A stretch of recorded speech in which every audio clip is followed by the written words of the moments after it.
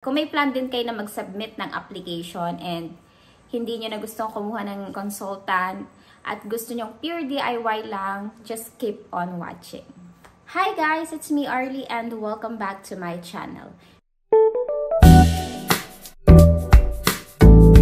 For this video, I will share my visa application journey and my timeline under spousal sponsorship going to Canada. Short story lang, nagpakasal kami ni husband last year, February 23, 2023. And then, nag-apply kami ay December 7, 2023. So, 10 months after our wedding.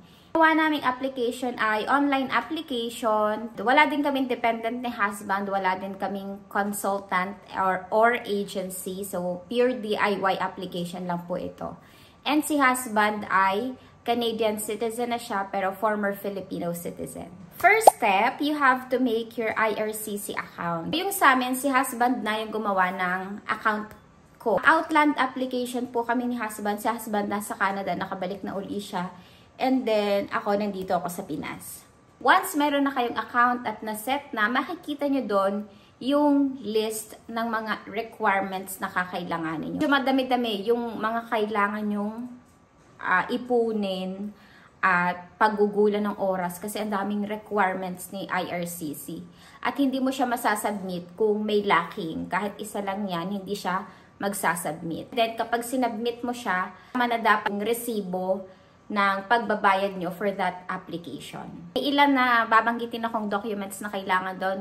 Kailangan ng mga marriage certificate nyo, kailangan ng proof of contact nyo, mag-screenshot kayo ng mga conversations nyo, ng mga messages nyo, ng mga pictures together. Plane ticket niya na proof na talagang umuwi siya ng Philippines para magkita kayong dalawa. Aside from the conversations and video calls, they also need the remittance receipt na ipepresent nyo din. As na principal applicant, kailangan natin state yung mga tinapos natin, yung pag-aaral natin, yung mga work natin 10 years ago. Kailangan walang lickdown yun. So, ilalagay mo doon. Naka-record doon yung year, yung iyong position, and saang kumpanya ka nagtatrabaho ng mga panahong yon hanggang kasalukuyan. Mag-i-indicate din kayo ng mga pictures kasama yung friends and family. Katunayan na recognize ng friends and family yung relationship ninyong dalawa at hindi patago ang nangyayaring relasyon. Yun ay ilan lang sa mga kakailanganin nyo, pero madami pa din siya. Makikita nyo naman yan once may IRCC account na kayo at na-set na siya. So, nandun naman yung list ng mga kailangan nyo i-complete. Second step, may marireceive na kayo na email from IRCC na nino-notify kayo na na-receive na nila yung application nyo. Kami ay December 7, 2023 nagpasa ng application. Naka-receive kami ng email ay January 20, 44 days yung inintay namin bago namin ma-receive na natanggap na nila yung application namin. Kapag na-receive nyo yung email na yon, wala naman kayong required pa na gawin. It's just that ni-notify lang kayo na na-receive na nila yung application mo. Third step, may dadating naman sa inyong email na nagre-request ng biometrics tulad nito. So, ilalagay ko na lang dito yung picture para makita nyo yung itsura nung email na yon. So, yan. Na-receive ko yung biometrics request ko ng February 7, 18 days after mag-application received. Kapag naka-receive na kayo ng request, kailangan magawa nyo siya sa loob ng 30 days. Naka-indicate naman yun sa letter na kailangan matapos nyo siya sa loob ng 30 days or kung hindi, maglalap siya. Yung biometrics, ginagawa siya sa VFS Global sa Makati. And bago kayo makapunta doon, you have to set an online appointment. You have to secure a slot. Mabilis lang naman yung biometrics. Parang matagal pa yung biniyahe namin dahil 9:30 ako umakyat sa 29th floor kung saan ginagawa yon, and then 9:36 nakababa na uli ako. So, gang kabilis. Naka-indicate din dun sa letter kung ano-ano yung mga requirements na kailangan nyo dalhin. So, basahin nyo na lang yung letter na dadating para hindi na kayo pabalik-balik, lalo na kung manggagaling kayo sa malalayong probinsya or lugar. Payment, yung akin ay kasama na doon sa payment na binayaran ni husband nung in-apply niya yung papers. Step 4, February 7 ako nag-biometrics. February 8, dumating naman yung medical request. So, magkasunurang araw lang sila. Tulad ni biometrics, si medical ay bibigyan niya din kayo ng 30 days napalugit para magawa nyong magpa-medical at ma-receive ng IRCC yung papers galing doon sa accredited hospital kung saan kayo nagpa-medical. And ayun nga, kapag medical, hindi pwedeng magpa-medical kayo sa kung saang hospital nyo gusto or kung saang malapit na hospital na meron kayo. IRCC ay meron silang mga accredited hospitals kung saan doon lang kayo pwede magpa-medical. Medyo nagtagal kami sa medical kasi hindi ko nga nasunod yung 30 days. Kailangan na medical na ako. Hindi naman din ako makapagpa-medical ng a day bago mag-expire yung medical request kasi what if ilang days pa bago ilabas yung result and bago nila maipasa sa embassy ng Canada. Magka-problema pa pag ganun. Email ako sa kanila, humingi ako ng medical extension. And then after 10 days, grant naman yung request ko. So binigyan uli ako ng another 30 days para ma-complete na yung medical. Schedule na ako sa St. Luke's BGC. Isa yung St. Luke's sa mga accredited hospitals nila. Kasama na din to sa letter, ganito yung lalabas na letter sa inyo. Naka-indicate na din dyan yung mga documents uli na kailangan yung dalhin kapag nagpa-medical kayo. So tulad ng biometrics, make sure na nakapag-set kayo ng online appointment at makareceive kayo ng confirmation from the hospital na talagang nag-reserve na sila ng slot for you. Tapos, yung payment doon ay over the counter. For Canada, nagbayad ako ng more or less 13,000 for my medical. Ang ginawa nila sa medical ay physical exam, CBC or yung sa blood, urine, and yung x-rays. And ako, inabot na nun ako ng cut-off para umabot na kami ng 4 p.m. So, nilabas na yung mga result ng iba kong test and sabi nila okay naman. Tapos, yung blood ko, yun yung naiwan. Yun yung wala pang resulta. At, Diyos ko, kabado ako kasi kaya walang resulta that day ay may problema. So, kinakabahan ako. And then, sabi ng nurse, tawagan nila ako kung sakaling may problema. 3 to 7 days after nung medical ko, nung pagpunta ko yun sa kanila. Pero kung wala naman, then wala daw ako marireceive na call. At sila na yung automatic na magpapasa ng ng result ng aking medical sa embassy. And thank God, wala naman akong na-receive na tawag. Kasi pinatay ko yung cellphone ko. Hindi, wala talaga ako na-receive na tawag. And ayun nga, naging okay naman yung result ng aking medical.